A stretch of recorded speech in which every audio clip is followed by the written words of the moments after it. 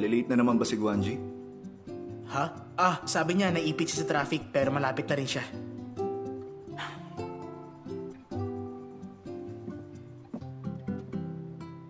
May kailangan ka pa ba? Si Miss Jiang ng financial introduce.